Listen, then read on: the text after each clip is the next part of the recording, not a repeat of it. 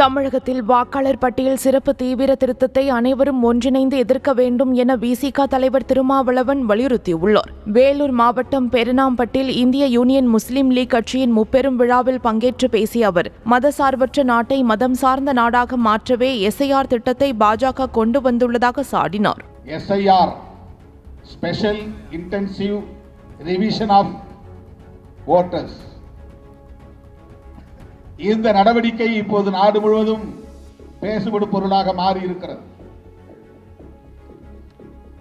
இந்த அறிவிப்பு வெளியானவுடனேயே விடுதலை சிறுத்தைகள் கட்சியின் சார்பில் ஒரு அறிக்கையை வெளியிட்டேன். மாண்புமிகு முதலமைச்சர் அவர்கள் உடனடியாக அனைத்து கட்சி கூட்டத்தை கூட்ட வேண்டும், இது தொடர்பாக கலந்தாய்வு செய்ய வேண்டும், இதனை நடைமுறைப்படுத்த கூடாது என்று வலியுறுத்த வேண்டும். திமுக தலைமையிலான கட்சிகளும் அதிமுக தலைமையிலான கட்சிகளும் தேர்தல் களத்திலே முரண்பட்டு நின்றாலும் கூட இந்த கொள்கை களத்திலே நாம் ஒருங்கிணைந்து குரல் எழுப்ப வேண்டும் என்கிற கருத்தை அடிப்படையாக கொண்டு நான் ஒரு அறிக்கையை வெளியிட்டேன். நான் அறிக்கையை வெளியிட்டேன் என்பதால் முதல்வர் அனைத்து கட்சி கூட்டத்தை கூட்டினார் என்று நான் சொல்ல விரும்பவில்லை. அவரும் அதை உணர்ந்து, அந்த தேவையை உணர்ந்து, அந்த அவசரத்தை உணர்ந்து இந்த அனைத்து கட்சி கூட்டத்தை இன்றைக்கு கூட்டினார். அதிமுக, பாஜக ஆகிய இரண்டு கட்சிகளும் ஒரே கூட்டணியாக இன்றைக்கு இணைந்திருப்பதாக சொல்லுகிறார்கள். எனவே அவர்கள் இந்த கூட்டத்திலே பங்கேற்க வாய்ப்பில்லை என்பது நமக்கு தெரியும்.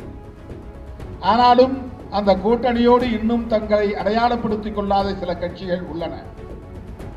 திமுக கூட்டணியிலும் இல்லாத கட்சிகள், அதிமுக கூட்டணியிலும் இன்னும் உறுதிப்படுத்திக் கொள்ளாத கட்சிகள். உதாரணத்திற்கு பாட்டாளி மக்கள் கட்சி, தேசிய திராவிட முன்னேற்ற தேமுதிக, தேசிய முற்போக்கு திராவிடர் கழகம்,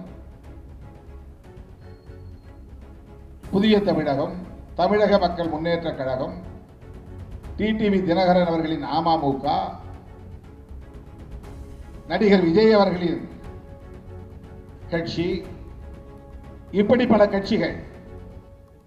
இவர்கள் எல்லாரும் இந்த அனைத்து கட்சி கூட்டத்தில் பங்கேற்றிருக்க வேண்டும், அவர்களின் கருத்தை பதிவு செய்திருக்க வேண்டும். ஆனால் அப்படியே அந்த கூட்டணிக்கு செல்ல வேண்டும் என்கிற உணர்வோடு இருக்கிற, அந்த கூட்டணியில் இடம்பெற வேண்டும் என்று கருதுகிற இந்த கட்சிகள், தேமுதிகவை தவிர மற்ற கட்சிகள் இந்த கூட்டத்திற்கு வரவில்லை.